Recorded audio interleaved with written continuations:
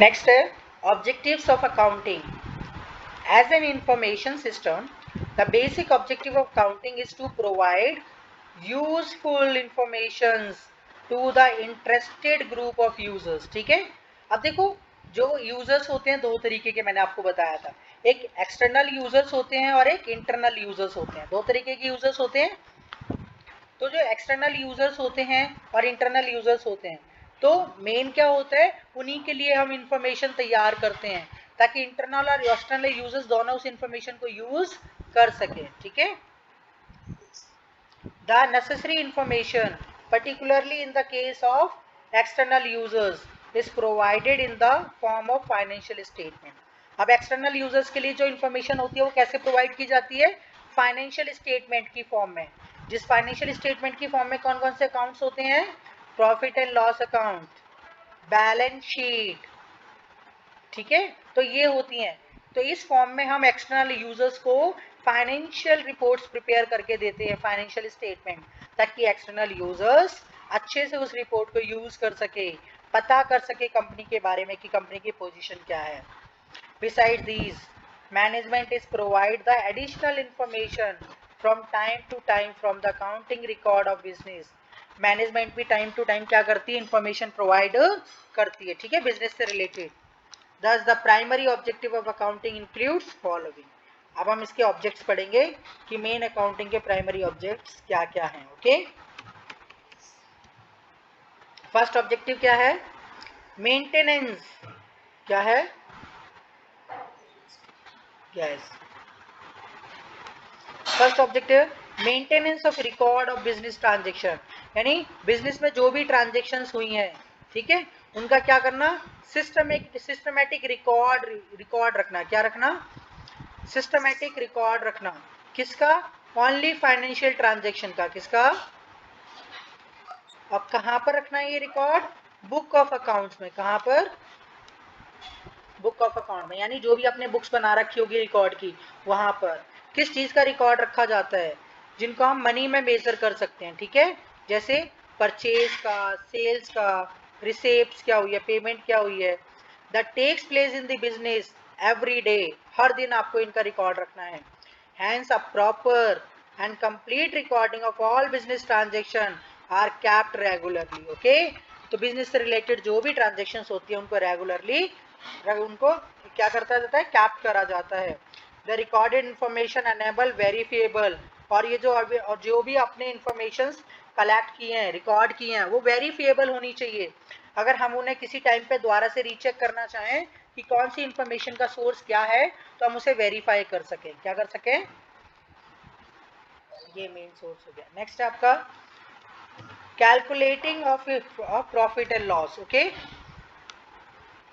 The owner of the business are keen to have an idea about the net result of their business. हर कोई honour जो होता है business का, वो सबसे पहले एक ही चीज पर फोकस करता है कि जो उसने बिजनेस किया है उसमें उसको प्रॉफिट हुआ या लॉस हुआ. ठीक है, इसी चीज पे तो होता है बिजनेस का. वो जितने भी बिजनेसमैन होते हैं वो सारे एक ही चीज पे फोकस करते हैं कि उन्हें बिजनेस में प्रॉफिट हुआ या लॉस हुआ है. whether the business has earned profit और लॉस. यानी बिजनेस ने क्या किया है, बिजनेस ने प्रॉफिट अर्न किया है या लॉस अर्न किया है. समझ गए कि नहीं समझे, कि उसको प्रॉफिट हुआ या लॉस हुआ है. Thus another objective of accounting is to ascertain the profit earned, loss sustained by business during the accounting period. तो मेन क्या होता है, ऑब्जेक्टिव क्या होता है अकाउंटिंग का, ये बताना कि पर्टिकुलर बिजनेस को उस पर्टिकुलर ईयर के अंदर, जिस साल में उसने बिजनेस किया है, हर साल में कितना उसे प्रॉफिट हुआ या लॉस हुआ है. इसके लिए वो एक रिकॉर्ड रखती है. किस चीज का, इनकम और एक्सपेंसेस का. किसका,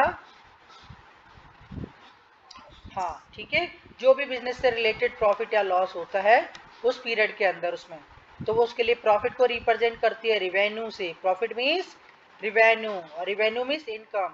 एंड ऑल एक्सपेंसेस होते हैं. एक्सपेंसेस मीन्स जो आपने खर्चे किए हैं. अब टोटल रिवेन्यू कैसे निकालते हैं, देखो, जितने आपने पैसे कमाए और जितने आपने खर्च करे, जितने आपने, तो कितना प्रॉफिट आया, 60,000. कितना आया, तो 60,000 आपका जो भी होगा प्रॉफिट या लॉस आपका हो जाएगा। समझ आया? तो आपका रिवेन्यू कितना हुआ इसमें? 60,000 आपका इसमें रिवेन्यू हुआ। समझ आया? ओके, नेक्स्ट है depiction of financial position. What do you mean by depiction of financial position?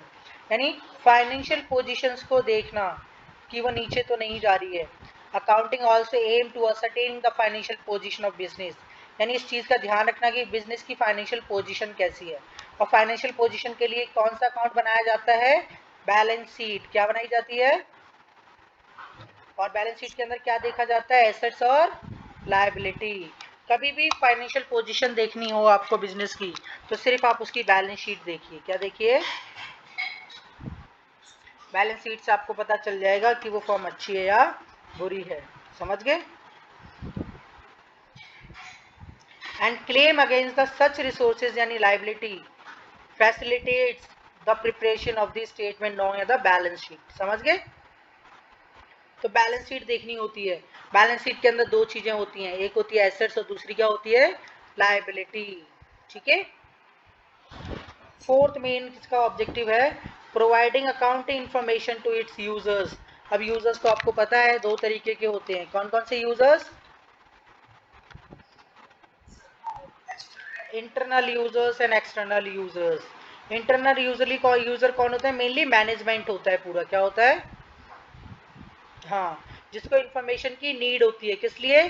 कि कॉस्ट क्या आ रही है सेल्स की, प्रॉफिट कितना हो रहा है ना, क्या प्लानिंग करनी है उन्हें, कंट्रोलिंग क्या करनी है, डिसीजन क्या लेना है। ये इंटरनल यूजर्स होते हैं, ये कंपनी के ही लोग होते हैं।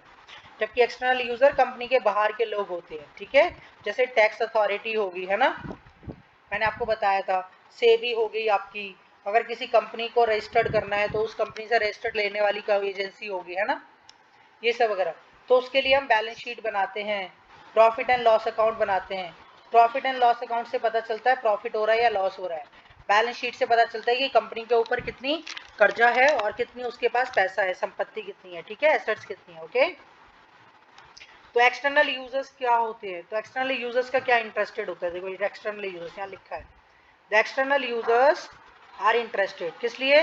क्योंकि एक्सटर्नल यूजर्स इन्वेस्ट करते हैं, है ना, बिजनेस के अंदर, इसीलिए वो देखना चाहते हैं कि उस कंपनी से रिलेटेड उनको प्रॉफिट है या लॉस हो रहा है, उनको उस कंपनी के अंदर पैसा लगाना चाहिए या नहीं लगाना चाहिए।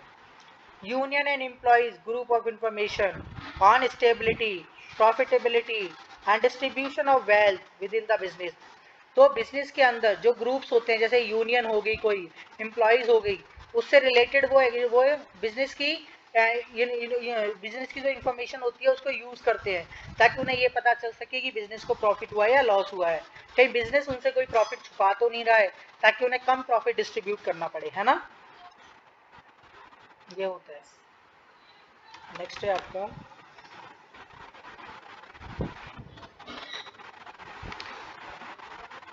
Okay landers. लैंडर्स कौन होते हैं? जिन्होंने बैंक को कर्जा दिया है। क्या? फाइनेंशियल इंस्टीट्यूशंस, जिन्होंने बैंक को क्रेडिट वर्थनेस दी है। और वो किस लिए देखते हैं वो उनकी पोजीशन? ताकि वो बैंक की क्रेडिट वर्थनेस को देख सकें कि बैंक किस लायक है, बैंक को पैसा दिया जा सकता है या नहीं दिया जा सकता। ठीक है? कि बैंक हमारे लोन को रीपे कर सकती है या नहीं कर सकती, इंटरेस्ट को पे कर सकती है या नहीं कर सकती। आगे होते हैं सप्लायर्स यानी क्रेडिटर्स। ठीक है? information whether the amount owed will be repaid when due on the continued existence of the business। अब मेन सप्लायर्स क्या देखते हैं कि जो उन्होंने उनको माल सप्लाई किया हुआ है क्या उसका वो अमाउंट पे कर सकते हैं, नहीं कर सकते, बिजनेस को कंटिन्यू रखने के टाइम पे। ठीक है? कस्टमर्स इंफॉर्मेशन, कस्टमर क्यों मांगता है इंफॉर्मेशन? क्योंकि वो उसमें उसका प्रॉफिट जानना चाहता है, उसका इंटरेस्ट होता है ना, वो इन्वेस्ट करना चाहता है ना। Customer information on the continued existence of business and thus the profitability of continued supply of product parts and after sale service. Government भी चेक करती है किसके लिए? टैक्स इम्पोज करने के लिए, है ना।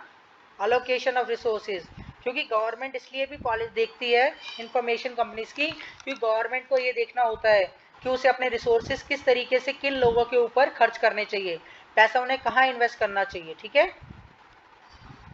सोशल रिस्पॉन्सिबिलिटीज ग्रुप भी होती हैं। कुछ ग्रुप्स ऐसे होते हैं जो सोसाइटी के लिए वर्क करते हैं, तो वो जो कंपनी होती है उसको देखते हैं कि वो कंपनी का टर्नओवर कितना है, क्या वो जितना जितना इस सोसाइटी से गेन कर रही है तो सोसाइटी के हिसाब से वो सोसाइटी को दे भी रही है या नहीं दे रही। ठीक है, सोसाइटी के ऊपर कितना खर्च किया जा रहा है। नेक्स्ट आपका होता है competitors information. Competitor information means on the relative strength and weakness of their competitions. यानी जो आपकी कंपैरेटिव कंपनीज हैं उनको देखना, कंपैरिजन करना उस रिपोर्ट को, क्योंकि जब तक हम अपनी रिपोर्ट को दूसरी कंपनी से वो नहीं करेंगे कंपैरिजन, तो हमें पता कैसे चलेगा कि भाई हमारी कंपनी ज़्यादा अच्छी है या दूसरी कंपनी की ज़्यादा अच्छी है। समझ गए? इसीलिए हमें कंपैरिजन भी करना होता है। तो जो लोग कंपैरिजन करते हैं उनको भी इनकी इंफॉर्मेशन की ज़रूरत होती है, ताकि वो स्ट्रैटेजीज अपना सकें कि उन्हें कहाँ पर पैसा इन्वेस्ट करना है और कहाँ पर नहीं करना है। समझ आई बात? ओके, इतना आपको समझ आ गया। नेक्स्ट टॉपिक है रोल ऑफ अकाउंटिंग।